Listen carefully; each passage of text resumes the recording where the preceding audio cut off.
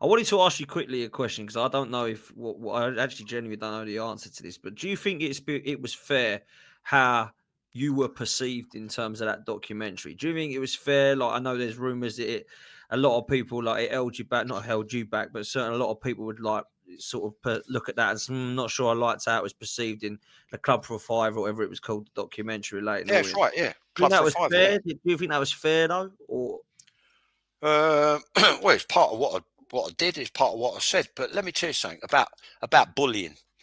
yeah, Right? I didn't see it as bullying because I no, was caught between the two things of the new overthrowing the old, and the old way was partly to do with that, where a manager or a coach would challenge your manhood, it would challenge your ego, it yeah, would challenge your professional pride. And then if it happened to me at half time, you go out like within 10 minutes, there'd be bodies everywhere. yeah, You understand? It's yeah, like I was a shorter version of someone like Adams. yeah. You know what I mean? He was 6'3" and I'm just a tad over 6 foot. But I had great spring, very dominant in the air, and I could definitely put my foot in. I could control and pass with both feet. I could boss and organise.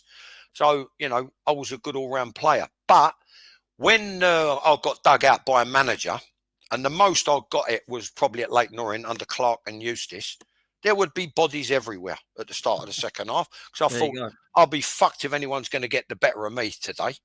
There you go. It ain't gonna happen. I'm your governor, and but there's also bullying like in negotiations. So when I negotiated with Barry Earn, he said you'll be getting a 3-year deal, and he said, let me tell you something. The job's worth 50 grand, but you'll be getting 35, and the rest will be incentivised. Well, like what? I don't get a say in this, right? So here's the thing that your listeners need to know: the previous two managers, Peter Eustace and before him Frank Clark, were on 60 grand a year. So he's Mad, already so he's in a bullying way. He's already knocked 10 grand off of the basic wage and said the job's worth 50. But then he said, but you'll be getting 35. 35. So he's not 20. He's not 25 grand off of the starting wage, right? While he's negotiating with me. So there's such a thing, like you said, we've all heard stories. There's such a thing as bullying in negotiations, right? Facts. He sells whatever is left of club assets when he comes in. And, like I don't know what's significant. Aaron McLean, he ended up playing in the Premier League. Great little forward, 75 grand. Before him, a kid I bought through from the age of 13, Darren Purse, 75 grand. Well, if Quality you're player. this negotiating genius, why'd you let a player who had quite a few moves at £1 million plus and played in the Premier League, why'd you let him go for 75 grand with a 30% sell on to Oxford? Well, Oxford's selling someone like Birmingham for £1 million. So Oxford haven't had anything to do with his upbringing, nothing to do with his education as a footballer, right? Nothing to do with helping him as a player. And they've made 625 grand profit. All it's cost them is his wages, right? So you've ended up for £1 million player, 75 grand and 300 grand further down the line. So you've ended up with 375 grand for £1 million player. Well, how is that good negotiation? And then there was another one, Jabo Ibarre, went to Fulham. He went for 75 grand or 100 grand. You understand? So there's something, I don't know what it is about this 75 grand, 75 grand, 75 grand. And then he gets the stadium lease in his name or his company's name.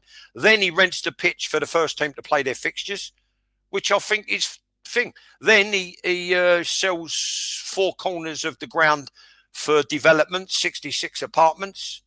These are all, no one knows where the money went from that, or the money from the cup replay against Arsenal. That come to £1 million. He says, get me a replay, I'll take you to Vegas. And then he brags, I'm the only person who could take 20 people to Vegas for 5 grand. Right? So listen, if you're going to start casting aspersions of, well, I think the man was a bully, then, you've got your own little track record. Yeah, 100%, mate. No, look, I don't know the geezer. You only hear stories, mate, and I can only go on what people have said. But Maureen Henshaw said to me, Sits and her fella at the time, they ended up leaving to live in France. Sits, let's have a toast. It's the end of an era. Maureen said to me, we clinked glasses, and Maureen said to me, Sits, you don't realise it now. You don't realise it at the moment, but it's the best thing that could have happened to you. Wow. Wow. There you Right? go, man. She said, because you wouldn't have been out of work for him. Nah. Well, I if I'd think have seen all you these know little that things deep go, down. and you know the thing, I've sold my book, A Little Knowledge is a Dangerous Thing, which you can contact me at The Real Sits on Twitter. My Yeah. website's down at the moment, or you can buy it amazon.co.uk. It explains everything, right? And the thing is, if I see all these little perceived things, all I ever tried to do was look out for the club and the supporters and made sure the supporters got value for money, right? Some supporters were very good to me. A lot of them have taken it when I said, if I'm going to get a load of abuse from a bunch of cockroaches sitting behind me, right? Then at least do it by expressing yourself and just pass the ball to a red shirt. I was talking to Marvin Rufus, who I rescued from Charlton, right? Richard Rufus's brother, right? Yeah. Now, they think I meant the whole 4,000. I mean, the gates were between 3,500 and 4,000. They think I meant all of them. I just meant the ones that I used to stop, take the time and trouble, leave my home early to get to the ground for a home game, take the time and trouble to talk to, right? And they say, Sits, any tickets? I'll say, I'll see what I can do. I'll get them a couple of tickets, and then they're caught on camera singing Sits Out. That's what I mean by the cockroaches. And yet the thing is, out of all the books I sold, you've probably got about 50 Orient supporters who could be bothered to buy the book, to know the full story, the whole story, Right. the truth, and nothing but the truth. Yeah, and that's it, man. Look, I'll put a link in the description for that as well. If you haven't read it already, people, if you haven't known about it, then make sure you do that. A little knowledge is a dangerous thing. From Sears back in 2016, I think it was. You put that. Is that right? You published That's that. right, correct. Yeah, yeah. Yeah, there you go. And what So I've been doing is putting off a book too, yeah, because it's been through various readings, it's been through various legal checks, and it's been knocked back. So what I've had to do, I've had to adjust the text, right? Because okay. but the problem is and so you have to be careful how you word things, which I may or may not have done today. But listen, what I'm saying, I've got nothing to worry about. The reason No. I've got nothing to worry about is because I ain't told any lies. Because what happens is when you lie, you have to think of a lie to cover the lie. Yeah, Right, and yeah, yeah. all I've done right from the off is told the truth, right, and I've just said it factually as it all is. What happened in sequential order, and there's one out of a few thousand. There's one dodgy feedback, one negative comment from a West Ham supporter who probably got the that I turned down West Ham on loan. John Lyle saw me play at Upton Park. I was absolutely outstanding. Chelsea, West Ham 0, Chelsea 1. I was magnificent. He says to Ken Chiletto, can we have him on loan? Ken comes down. He said, John Lyle wants to take you on loan. You've just signed professional for Chelsea Football Club. He said, it might help you. It might broaden your horizons and your education. I said, Ken, I'm a Chelsea player. I said, why do I want to go to West Ham? He said, you don't want to go. So I said, no. I said, I want to get in this first team. I want to get Yeah, in Chelsea's first team. He went, you know what? Fair enough. yeah, He said, yeah. good for you, son. Oh, good for you, Sits. He said, never ever called anyone son. May he rest in peace. A great, great man. Outside of George Petrie, the greatest man I ever met in football. Just a lovely, an absolute gentleman. Another former day Arsene Wenger. Players' welfare, Wow. players' well-being. Um, let you make decisions, give you like guided discovery, what they call one of the coaching methods before it was fashionable at the FA, would give you question and answer, which leads to guided discovery. So it gets the cogs turning and makes you think about the game yourself. May God love him. May he rest in peace. An absolute great man. He went, Sits, fair enough. If you don't want to go, don't go. And within a few months, I was in Chelsea's first team. Well, there you You know go. what I It mean? was the right So, decision. but the West Ham supporter, he says to me on Twitter, your problem is you've got a persecution complex. Well, here I am, 66, survived, get up every day, go to work, not today because I worked 6 days last week. I want to give myself an extra bit of breathing space, right? Spend a bit of time to see my wife and son. And the bottom line is, I've just got up every day and got on with it. I ain't said, worries me. I've just said, this is what's happened. This is how I reacted at the time. This is what I think of the outcome. This is what I think of the fallout. This is what I think of the treacherous fuckdog who did it to me, right? Yeah, You know, so whether it's Clark, Peacock, who you can't listen what I say, Dan. When I was a manager, I was decisive. I was always looking ahead, planning ahead, right? One thing yeah, I would never do, Dan, is what was done to me, which is you should never, ever, ever play games with someone's career. Yeah. And that's what was done to me by at least two managers, right? Yeah. That's wrong. And I would never do that to someone. And then you're left dangling when you're dealing with. I dealt with 4 chairmen in 10 months. I dealt with an acting chairman, Derek Weinrabe. I dealt with a chairman when he came back from Rwanda, which was Tony Wood. I dealt with a prospective chairman in Phil Wallace, who's been at Stevenage for years now. He was at Boreham Wood. And I said, all due respect, Phil, you're coming from a corner shop to Sainsbury's. I said, it's a different thing. And then ended up dealing momentarily with Barry Earn. And I just think he never took to me. There's too many ingredients. He said to me, now this is a geezer's come from a council estate in Dagenham. He said, well, you've got a few rough edges. Once my people get involved with you, we'll polish them up a little bit. He said, and then we'll look to push on. Who are you to say I've got rough edges? You know what I mean? What, because because my name don't end in a vowel. It's the most persecuted accent in the country. It's the Cockney accent. There's only Harry Redknapp who's made any real headway as a manager. You know what I mean? If you come from a gritty northern workaholic work ethic background, you're like, oh, amazing. Well, look, all the people in my family were self-made men. Some of them didn't work. They made a living any way they could. Other ones, they did 18-hour days and they were their own bosses. So all that, I had to turn, my dad turned up at a pit and I went to the shipyards and I did this. Fucking, what are you talking about? Well, you think you're the only one who's done a day's work? Shut up. You know what I mean? Totally You're the only one who's come from a rough neighbourhood. You're the only one who's had to hold your hands up to make sure you can get to the end of the street. You know what I mean? Don't make me laugh. And yet, because you're a Cockney, I think it's the most persecuted accent in the UK. You're either a suave, sophisticated continental, or you're full of northern grit. Mate, it's so true, mate. You say Harry Redknapp is, to be fair, one of the only ones. But you talk about lovely men in football. I wanted to ask you about the loveliest man I've met in football, which is Super Kevin Campbell. And I know, obviously, you know him a little bit of time that he had when he was on loan at Leyton Orient. And for me, very close with him. I still gutted to the day that he's no longer with us. And the nicest person I've ever met in the game.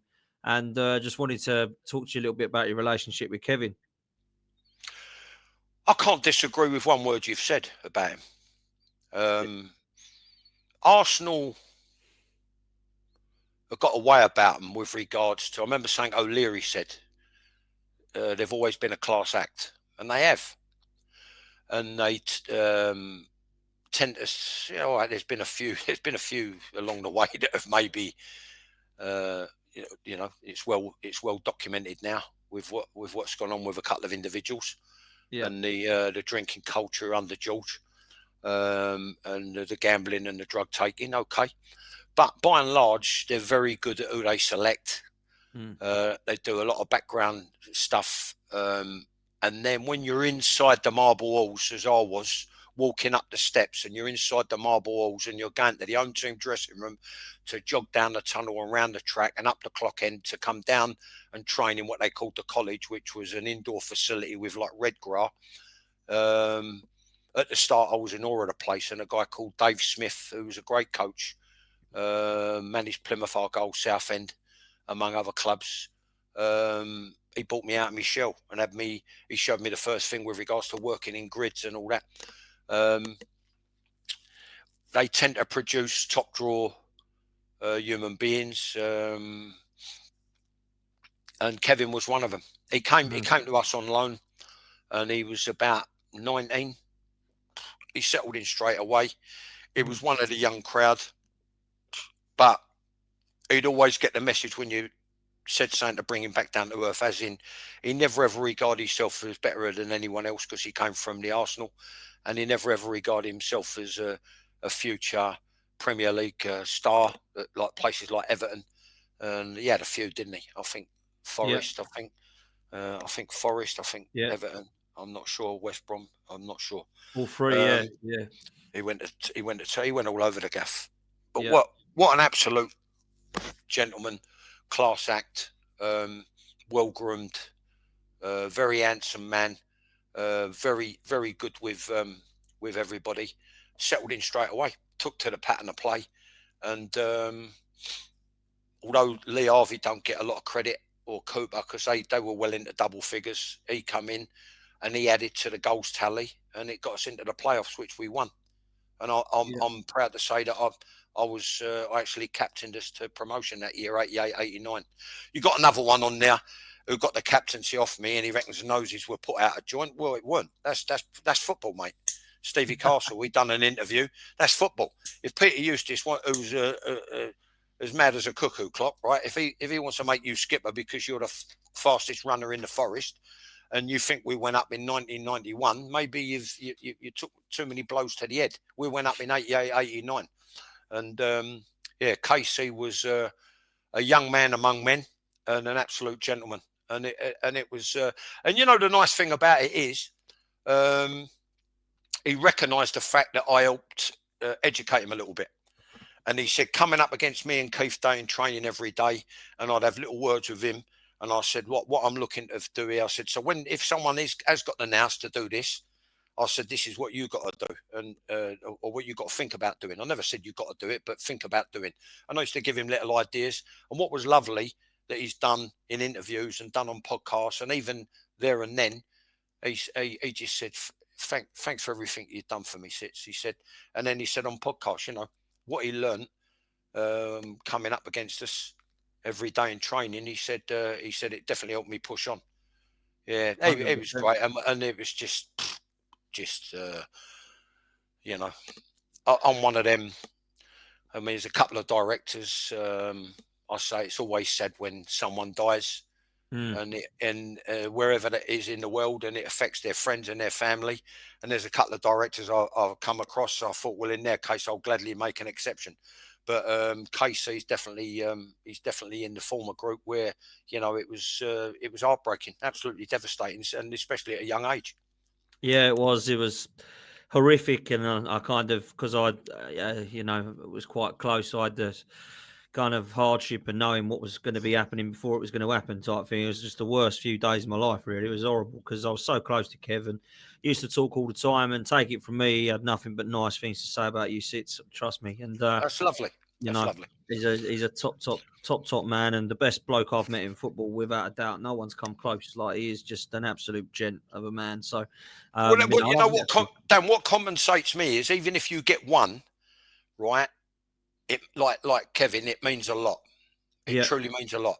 But I've had like a lot of people, more than one, who they've recognised the fact that I've helped them in their career. And youth team managers, let me put this to you. If I was the bully that declared I was, why are there youth team players? Why are there youth team players who stay in touch with me to this day? Exactly that, mate. You'd close the door behind you and say, "I'll never want to speak to that arsehole ever again." Right? 100%. And yet, they might ring me. They said, "Can we sort something out so we can go and have a steak?" They text me. They WhatsApp me. They message me. So if I was the thing that, I think it's to justify the fact that I showed him up for the fact that he reneges on his word. But if you get one, you're lucky. What it is, I'm really, really made up with the fact that I'll get a few who recognise the fact that I've, you know, supported them and helped them along the way. Supported them. I've been a gentleman towards them, and spoke to them the way I like to be spoken to, you know, and maybe helped them with their game, helped them with their career. What I mean, one of them, they got something in the claptrap in his book, Terry Howard. You know, he never bollocked Darren Purse. Well, you've got to recognise traits in players. Darren was like me. If he made a mistake, he would beat himself up. Yeah. So I left him, and I said, don't dwell on it. Put a line under it. Draw a line under it. Move on. I said, get focused, get your mind on the second half, get your mind, make sure it don't happen again. I know, like, you're better than that. You know you're better than that, right? I said, go out and show everyone, right? I won't rip into him. He was 17, right, when he made his first team debut. But the kid, he went on to have a few multi-million-pound moves. While he was learning to pilot a helicopter, right, I was on the dole. Terry Howard says, oh, well, Sit's done that because if Darren done well, Sits would do well because it was his player. Right? Well, it don't work like football. Don't work like that. You're like ships that pass in the night. What you got to do is you got to put enough stuff on the ship for them to move on. You understand? Enough supplies on the ship, as in information, and life lessons as well, which they tell me about. I learned so much about life from you, not just football. They tell me, these ex-youth team players, you've got to load the ship up with the cargo, with the supplies that they need to go further. And that's all I did. It was nothing to do with me doing well because they did well. Because while he was learning to pilot a helicopter, I was on the dole doing the knowledge to become a black cab driver. Mate, I was going to, obviously, because I know that that's what you now do, and I've done outside of football for quite some time. But I wanted to ask you a couple of questions before we come to a close about kind of nowadays stuff and what it might have changed from when you were, in the football regime back in the day. Because by all means, yeah. I get told quite a lot, oh, you're very harsh on the club, and you think Arsenal need to be winning at all times, and you think the manager ain't good enough, and you think the players this and that, and Oh, I you? think me, yeah, because I You grew up think on a Arteta's not good enough?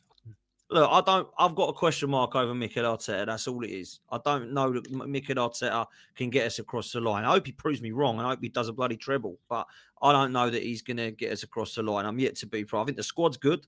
I think he's taken us from a bad place to a good place, and I've given him praise for that. My question mark is, can Mikel Arteta get Arsenal across the line? And I'm still questioning that, Sits. That's all it is. And I get a lot of stick from that on here. Oh, you're negative, you're toxic, and all that.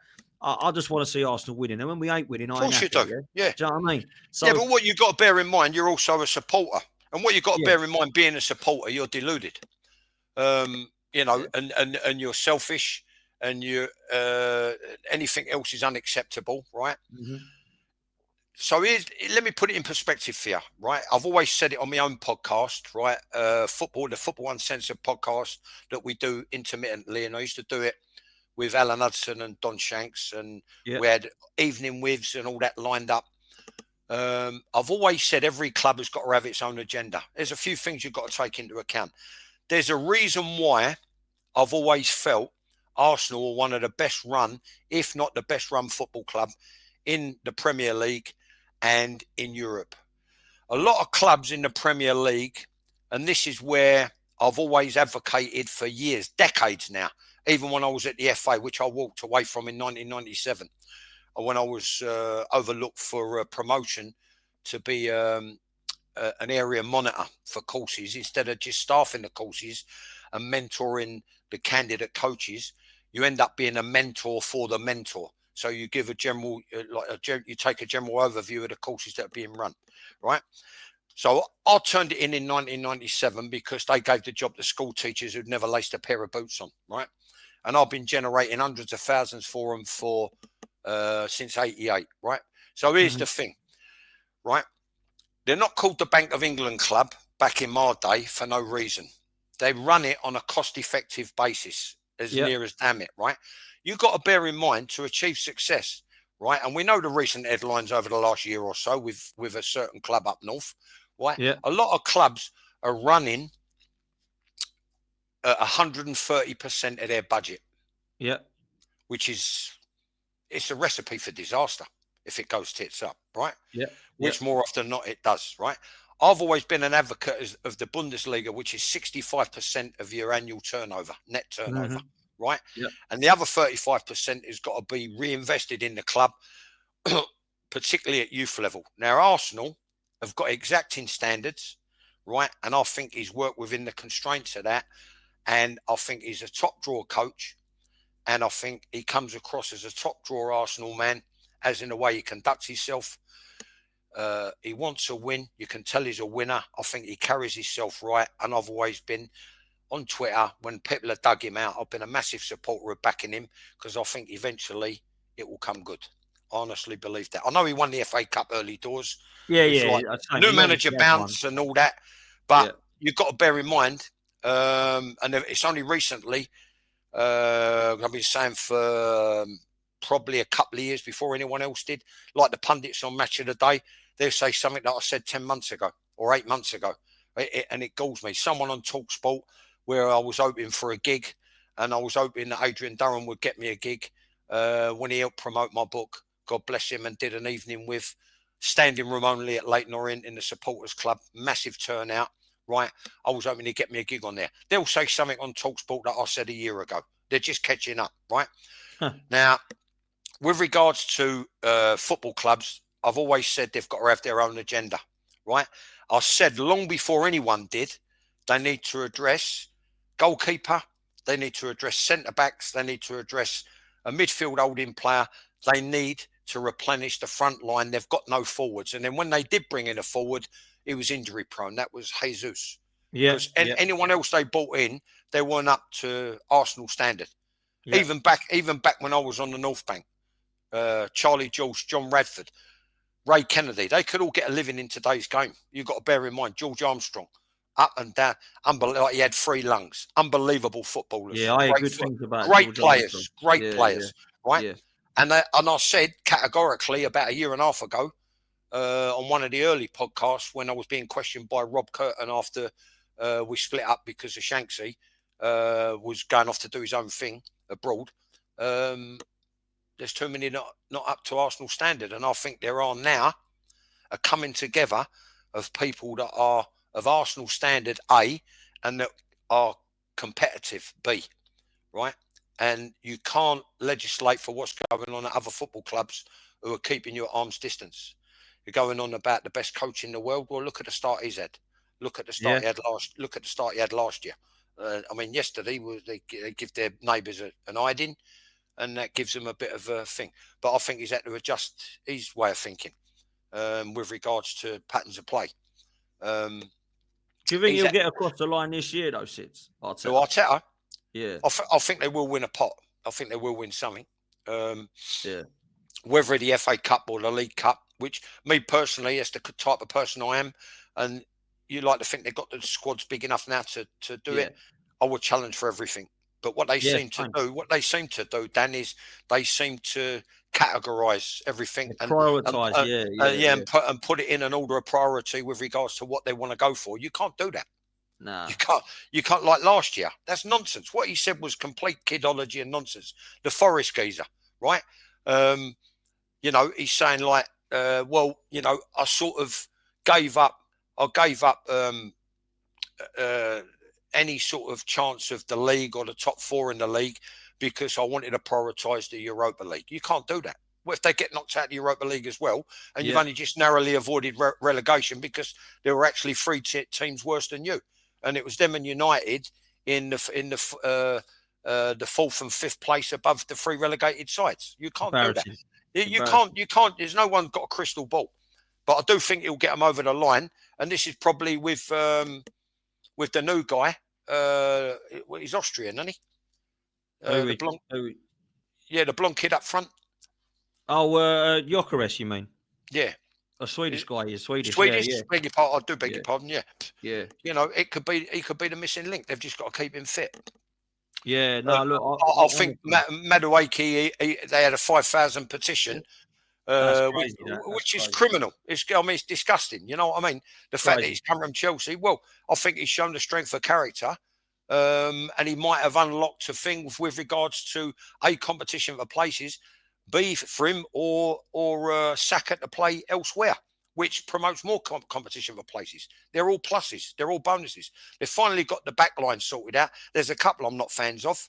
I could never take to someone who says he don't watch football. He's not really bothered about football. He's not really interested in football.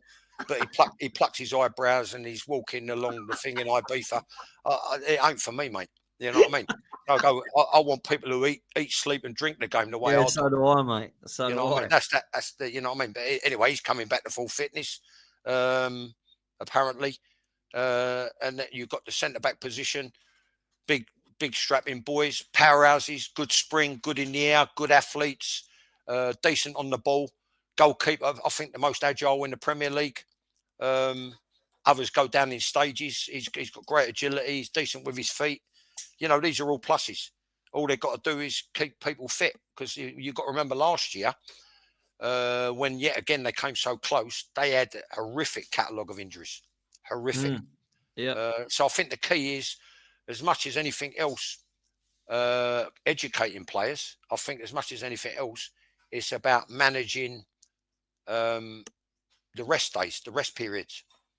and making sure they're fully recharged. Well, I think the squad now is the strongest it's been in a long time. I don't think anyone can deny that. I think this squad right now is cover for every position. And I think last year we struggled with that. When Saka or Saliba or Havertz went down, we didn't Big have the miss. cover. Now we got that massive Yeah. loss. Now we got Madueke, you've mentioned. Eze's come in. Gyökeres is now the striker up top. We've got obviously that Mosquera who looks like a monster at the back as well. He looks fantastic. So we got some proper good players there now. This Nkapie guy apparently is a absolute monster at the back as well. So I think we're stacked in most positions. I don't think he's got many excuses now, Arteta. And for me, I think he's got to get us across the line.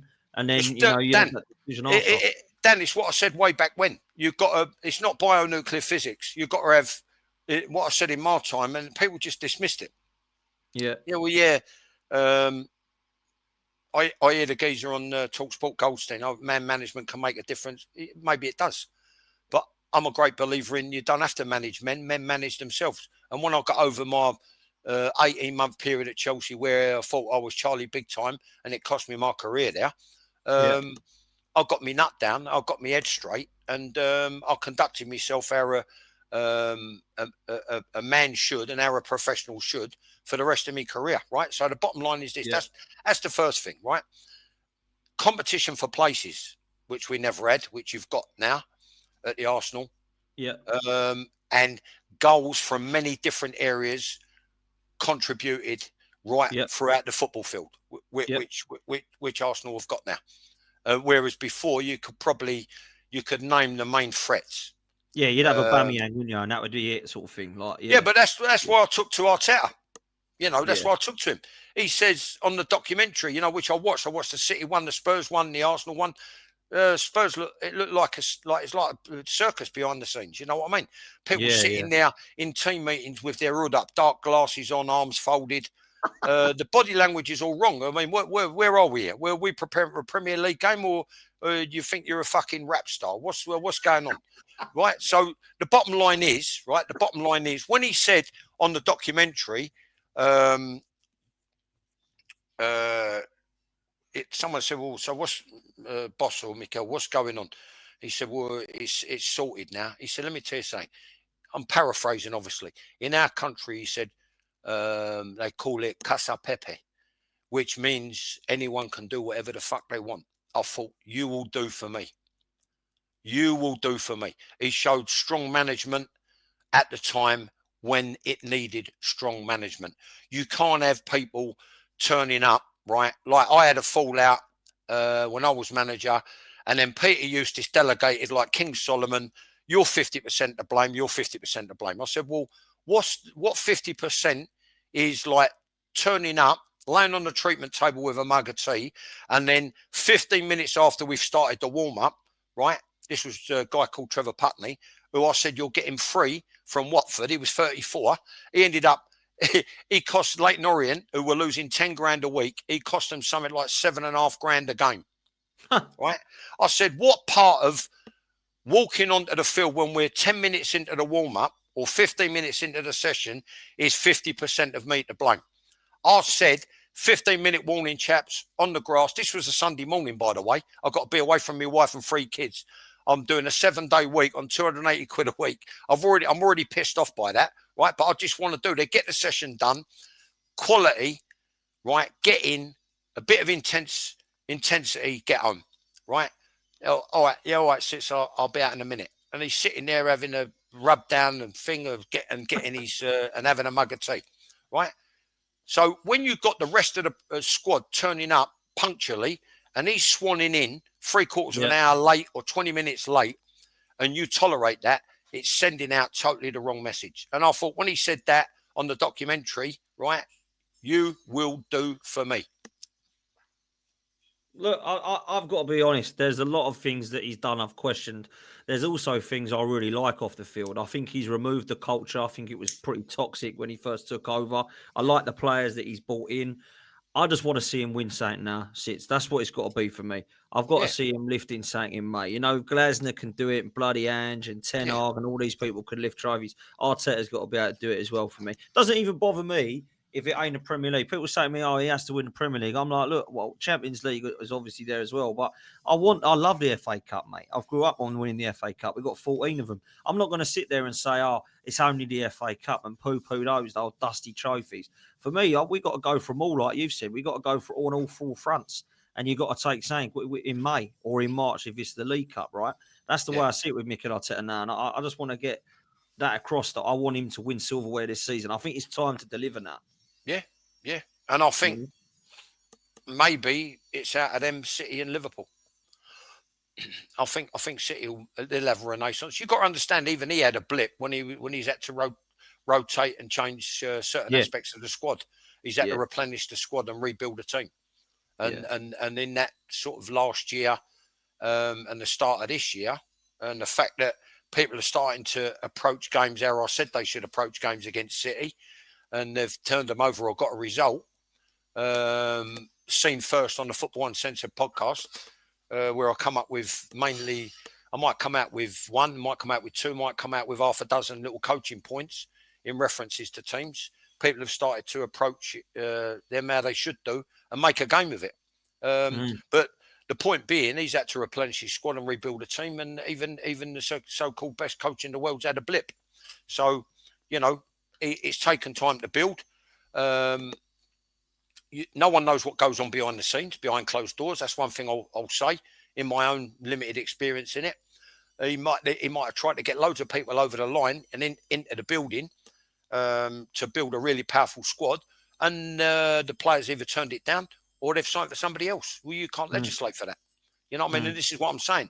If everyone conducted themselves within the appropriate financial constraints, stuff might have been a little bit closer than they have been. But I still think they've made a good fist of it.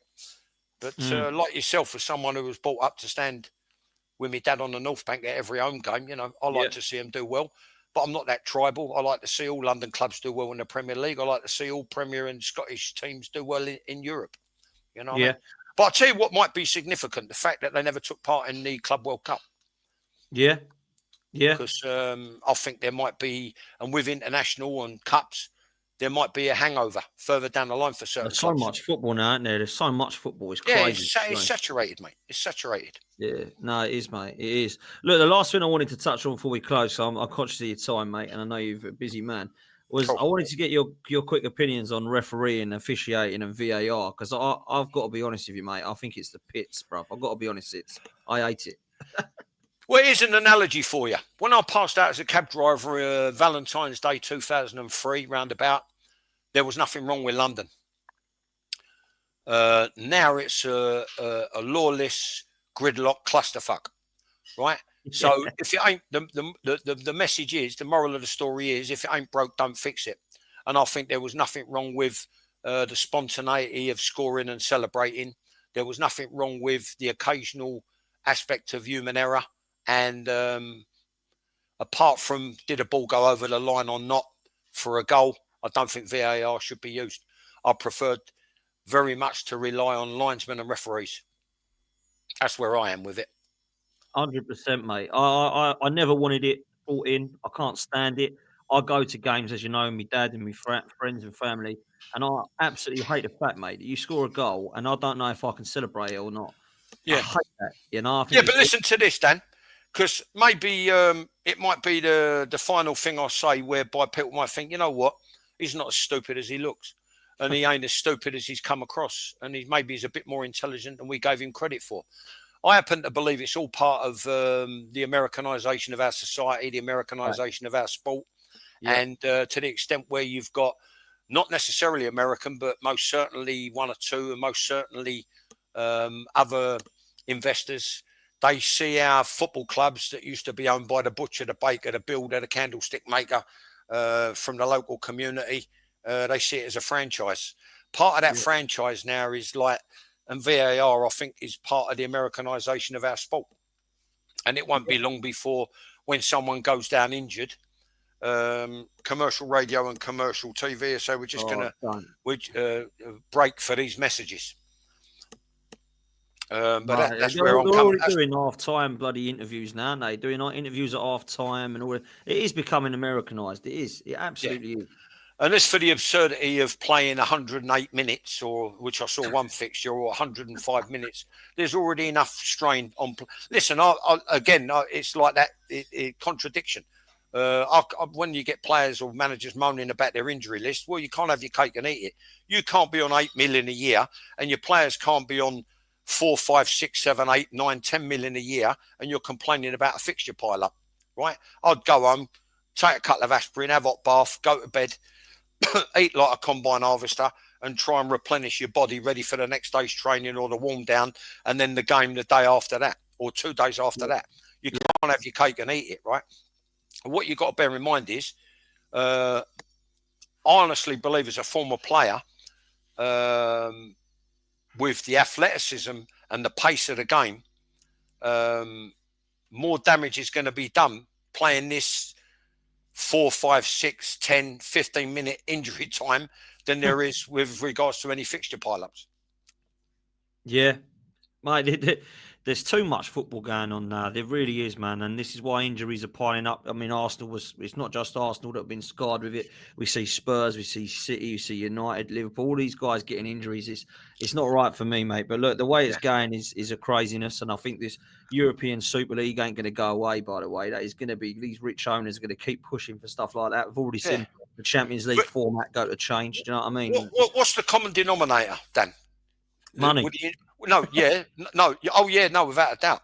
But with regards to what you're talking about before, the injuries, the common denominator, right? Tackling is almost now non-existent. Physical contact is now not. They're all overuse injuries. They're all repetitive strain injuries. They're not impact injuries.